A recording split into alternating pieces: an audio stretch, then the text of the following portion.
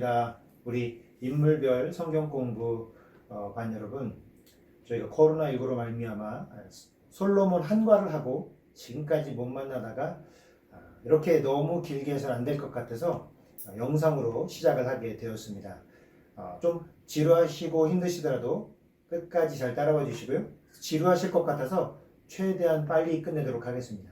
우리 지난번에는 솔로몬 했었죠? 솔로몬. 기억이 나실지 모르겠습니다.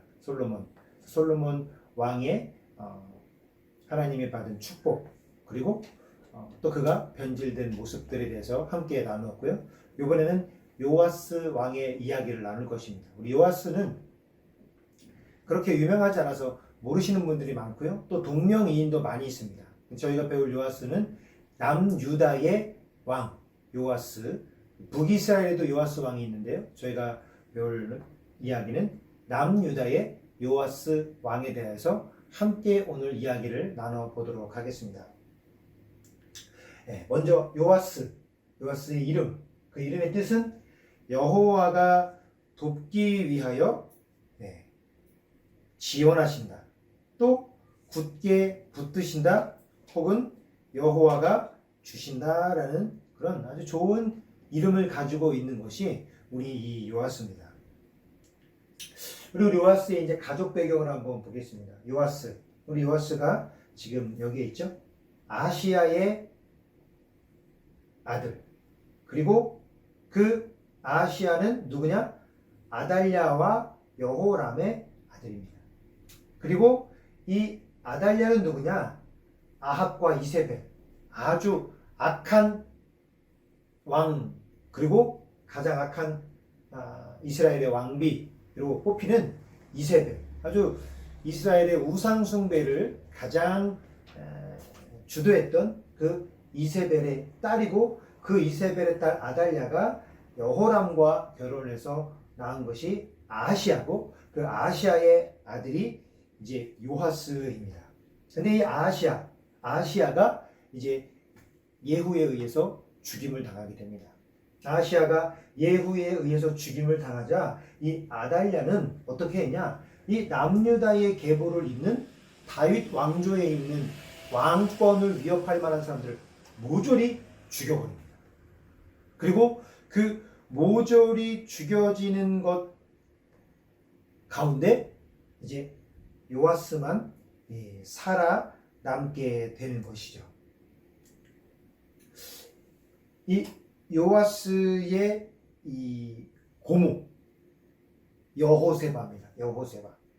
요아스의 고모가 이 요아스를 안고 자신의 남편이자 제사장인 여호야다의 집에 요아스를 데리고 숨게 됩니다. 그래서 이제 요아스는 이 성전 안에서 여호야다의 보호, 하나님의 보호를 받으면서 이제 특별한 보살핌과 보호 가운데 안전하게 아달랴의 죽음의 위협을 피해서 살 수 있게 되는 것이죠. 아주 기구한 운명을 가진 이 요시야의 시작입니다. 그리고 이제 이 요시야가 살아난 것에 대하여서 성경 열왕기하 8장 19절에 여호와께서 그의 종 다윗을 위하여 유다 멸하기를 즐겨하지 아니하셨으니 이는 그와 그의 자손에게 항상 등불을 주겠다고 말씀하셨음이더라. 그리고 역대하 21장 7절에 여호와께서 다윗의 집을 멸하기를 즐겨하지 아니하셨음은 이전에 다윗과 더불어 언약을 세우시고 또 다윗과 그의 자손에게 항상 등불을 주겠다고 말씀하셨음이더라. 성경의 이야기를 합니다.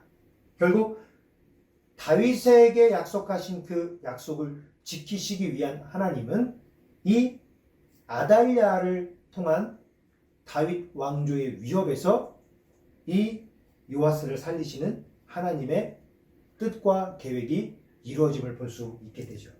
그리고 또 시편 말씀에 내가 거기서 다윗에게 뿔이 나게 할 것이라, 내가 내 기름 부음 받은 자를 위하여 등을 준비하였도다.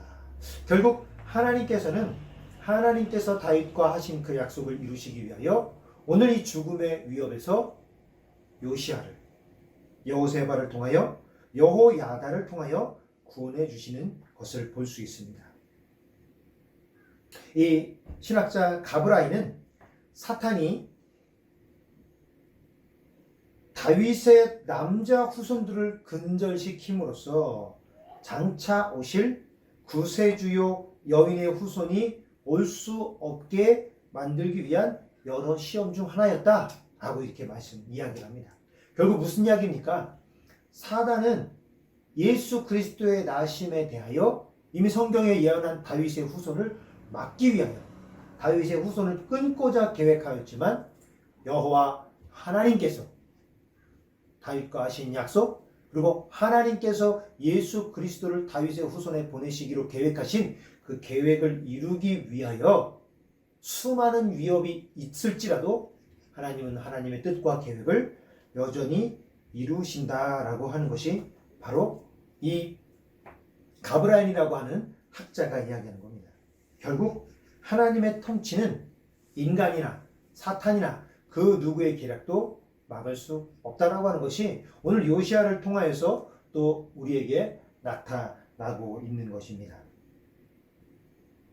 그리고 결국 요아스는 이 7세가 되던 해에 왕이 됩니다. 이 7세가 될 때까지 기다렸다가 이 여호야다가 철저하게 준비를 하죠. 그래서 요아스를 보좌하고 군사들을 준비시켜서 요아스가 이제 다윗의 후손이라는 것을 딱 증명하면서 왕으로 들어가게 됩니다. 그리고 요아스를 왕위에 세우고 그 사실을 본 아달랴는 소리를 지르며 반역이다 반역이다를 외치고 그를 섬기던 내시들에 의하여 죽임을 당하게 되고 이제 요아스는 그 왕의 직무를 하게 되죠. 그가 왕이 되던 해가 바로 요아스가 7세가 되던 해입니다. 이 열왕기하 12장 1절 예후의 제7년에 요아스가 왕이 되어 예루살렘에서 40년간 통치하니라. 그의 어머니 이름은 시비아라 브엘세바 사람이더라. 네, 요아스가 왕위에 등장한 장면 아까 말씀드렸죠. 제사장들과 군대가 호위를 하고 이 요아스가 왕이 되는 것을 막 사람들이 흥분하게 하고 또 이 요아스를 반대했던 아달랴의 사람들은 죽임을 당하게 되는 것이 오늘 이 사진의 모습입니다. 요아스가 7세 왕이 되었으니까 요아스는 어떻게 통치를 했을까요? 사실 본인 스스로는 통치를 할 수가 없었습니다. 그래서 고모부이자 제사장인 여호야다가 요아스를 도와 왕을 정치를 하게 됩니다. 근데 이 여호야다가 상당히 하나님 앞에 신실한 사람이었습니다. 그래서 본인이 사실은 왕을 세워놓고 이제 본인이 왕 뒤에서 권력을 행사할 수 있었지만 여호야다는 철저하게 자신이 걸어가야 될 길 이외에는 걷지 않고 권력을 쥐는 것이 아니라 하나님의 뜻과 계획으로 요아스를 가르치고 지도하여서 이 여호야다가 있는 동안 요아스가 아주 하나님의 뜻대로 나라를 잘 이끌어 나가게 됩니다. 그리고 요아스는 이제 성전을 재건하는 일을 만들게 됩니다. 이 아달랴가 아주 우상 숭배하면서 성전을 엉망진창을 만들었거든요.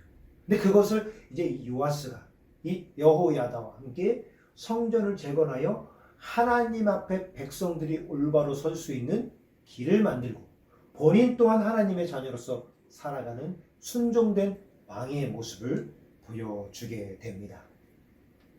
이제 그러다가 이제 요아스가 왕 다스리고 여호야다와 함께 나라를 다스리는데 여호야다가 이제 130세에 죽임을 당하게 되고 요아스 혼자 나라를 다스리게 됩니다. 근데 그때 요아스는 여호야다가 죽고 여호야다가 죽은 후에 이제 방백들이 요아스에게 와서 절을 하며 그를 우상의 길로 가도록 유혹을 하게 됩니다. 이때 여호야다가 있을 때 느끼지 못한 감정을 요아스는 느꼈던 것 같아요. 늘 자신의 옆에 고모부 여호야다가 있고 그 방백들이 와서 절을 할 때 아마 요아스는 그런 생각을 했을 것 같습니다. 나에게 절을 하는 것인가? 고모부 여호야다에게 절을 하는 것인가? 근데 이제 고모부가 죽자 방백들이 절을 할 때 이것은 나를 향한 절이구나. 다시 말하여 왕권을 제대로 느끼고 경험하는 그 순간에 방백들이 하는 모든 말이 달콤하게 느껴졌다는 거죠. 사단은 그 틈을 탔던 것 같습니다. 그래서 그는 우상을 섬기는 방백들의 말을 들어서 변절되게 되고 결국 하나님께서 아람 왕을 통하여 이 요아스를 어려움에 빠뜨리는데 요아스는 그 길을 어떻게 헤쳐나가냐? 성전 안에 있는 성전 보물들을 가져다가 아람 왕에게 바쳐서 자신의 상황을 모면하고자 합니다. 그리고 심지어 여호야다의 아들을 죽이기까지 합니다. 역대의 말씀에 요아스 왕이 이와 같이 스갈의 아버지 여호야다가 베푼 은혜를 기억하지 아니하고 그의 아들을 죽이니 그가 죽을 때에 이르되 여호와는 감찰하시고 신원하여 주옵소서 하니라 라고 말씀을 하게 됩니다. 결국 이 요아스는 여호야다의 아들까지 죽이게 되고 그리고 이 요아스는 이제 어떻게 됩니까? 죽임을 당하게 되는데 그가 그 살려달라고 성전 기물을 바쳤던 아람 왕이 다시금 요아스가 있는 유다를 침공하게 되고 결국 요아스는 자신들의 신하들에게 죽임을 당하게 됩니다. 요아스의 타락. 그 요아스의 타락을 오늘 마무리하면서 한번 돌아보려고 합니다. 요아스는 참 극적으로 드라마틱하게 이스라엘의 왕이 되었는데 남유다의 왕이 되었는데 그 여호야다라고 하는 고모부가 항상 옆에서 그를 하나님의 길로 인도하였습니다. 그러나 아까 말씀드린 것처럼 그의 죽음은 여호야다라는 큰 기둥이 요아스에게서 사라짐과 동시에 그를 감시하던 눈도 함께 사라졌던 겁니다. 내가 기댈 곳, 내가 늘 두렵고 떨리는 마음으로 충고를 들어야 할 대상이 사라졌을 때 요아스는 타락을 하게 되었습니다. 이것은 다시 말해서 우리의 심령 가운데 늘 누군가 나를 지켜보고 누군가 나를 인도하는 사람이 있다라고 하는 것이 우리가 죄를 짓는 것을 방어할 수 있는 굉장히 큰 도구라는 하는 것입니다. 그것이 부모님이 될 수도 있고요.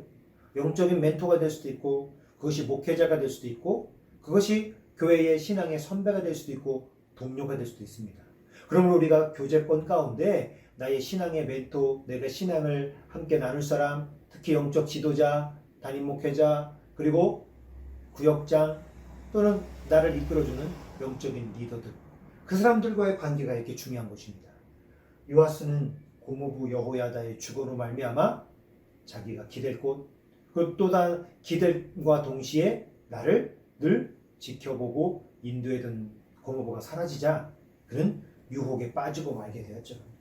우리도 마찬가지입니다. 우리가 점점 나이가 먹고 신앙의 연륜이 깊어지면서 목회자도 구역장도 누구도 우리 스스로 영적인 나의 리더다, 지도자다라고 생각하는 사람이 사라지면 우리는 요아스와 같은 위험에 빠질 수 있습니다. 눈에 보이지 않는 하나님을 우리가 늘 신뢰할 수 없기 때문에 하나님께서는 우리의 그 연약함을 아시사 우리에게 영적인 지도자, 영적인 멘토, 신앙의 선배, 동료들을 허락하시는 것입니다.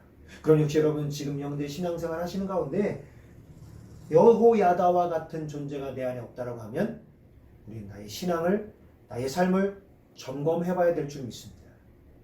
그것이 없는 것이 바로 사단의 틈을 주는 길이기 때문입니다. 또 하나, 자신이 왕권을 모두 가져오자 변질이 되었습니다. 아까 제가 말씀드렸죠?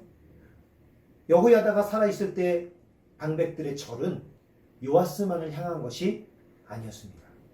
바로 여호야다에게 하는 것이었죠. 근데 여호야다가 사라지자 요아스는 이제 어떻게 됩니까? 왕권이 완전히 자신의 것이라는 생각이 들었습니다. 결국 내가 왕이고 내가 주인이다라고 하는 생각이 사단의 틈을 타는 어마어마한 유혹이 되는 겁니다. 그 방백들이 요아스 앞에 무릎을 꿇고 하는 모든 말이 그에겐 달콤하게 들리는 겁니다. 왜요? 자신만을 왕으로 생각한다고 하는 그 왕권이 내 것이라고 하는 생각이 요아스로 하여금 분별력을 잃게 만들고 하나님을 쫓는 것보다 더 방백들의 달콤한 말을 따르는 것, 나를 왕으로 섬기는 자들 따르는 것이 더 그에게 행복하게 여겨졌기 때문이죠. 사단은 이런 틈을 노리는 것입니다.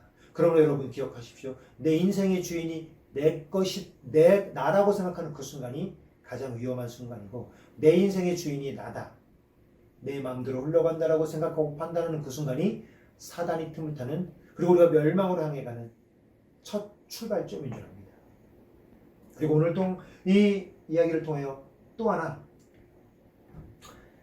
여호야다가 요아스를 잘 인도했습니다. 그래서 리더는 잘 다스리고 잘 인도하는 것도 중요하지만 무엇이 중요하냐? 잘 세울 수 있어야 됩니다. 여호야다는 130세라고 하는 긴 나이까지 요아스를 인도했습니다. 그러나 아쉽게 본인이 떠나고 세워져 있어야 할 요아스를 온전히 세우지 못하고 갔습니다. 그런 우리 교회 공동체를 잇는 우리 성경 공부라는 팀원들 잘 기억하십시오. 자녀를 양육할 때도 마찬가지입니다. 자녀를 잘 다스리는 것도 중요하지만 자녀를 세울 수 있어야 됩니다. 아직은 연약하고 부족하지만 세우는 기도를 하시고 세우는 준비를 하셔야 됩니다. 세우는 것은 가르치는 것만으로 되지 않고 세우는 훈련을 해야만 가능한 것입니다. 교회 공동체도 마찬가지입니다.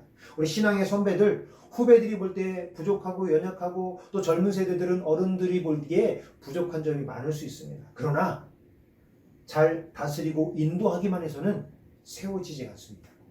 세우기 위해서는 세움받는 자리에 그들을 끌어주어야 됩니다. 그러기 위해서는 먼저 된 선배들이 물러날 수도 있어야 되고, 나의 권리를 그들에게 이양할 수도 있어야 되고, 양보할 수도 있어야 되고, 또 마음에 들지 않아도 그들이 잘 세워지기 위하여 참고 기다릴 수도 있어야 될 줄 믿습니다. 오늘 요아스를 통하여서 짧게나마 함께 성경 공부를 해보았는데요. 제가 이제 여러분들에게 질문지를 하나 보내드릴 것입니다. 그럼 그 질문지에 오늘 함께 나눈 요아스의 성경 공부의 내용을 보시고 거기에 질문에 답을 달아주시고 여러분의 생각을 간략하게 적어서 저에게 다시 카톡으로 보내주시면 제가 그것을 출석 체크로 대신하고 여러분들의 성경 공부한 내용을 점검도 하도록 하겠습니다. 혹여나 너무 어렵고 쓰시기가 힘드시다고 하는 분들은 이름만 적어서 내주셔도 영상을 보셨고 출석을 하셨구나 라고 또 인정을 하도록 하겠습니다. 오늘 수업은 여기까지고요. 다음 주 내용은 엘리야와 엘리사 이야기입니다. 여러분들 한번 쭉 그 책에 나오는 본문을 한번 꼭 읽어봐 주시고요. 또 다음 주에 만나는 동안 우리 요아스의 일대기를 기억하시면서 우리에게 다가오는 사단의 유혹, 그리고 우리가 다음 세대를 세워야 될 때 어떤 것들을 유의해야 될지 한 주간 묵상하시고 기도하시며 나아가기를 주님의 이름으로 간절히 축복합니다. 기도하겠습니다. 사랑의 하나님, 우리 요아스를 통하여 함께 성경 공부를 하였습니다. 정말 극적으로 하나님의 인도하심으로 다윗 왕조를 이루기 위하여 그 모든 어려움 가운데도서 하나님께서 그를 살려주셨음에도 불구하고 여호야다라고 하는 큰 산이 그에게 사라지자 사단이 틈을 타고 유혹에 넘어지고 하나님을 배반하는 일이 요아스에게 일어났습니다.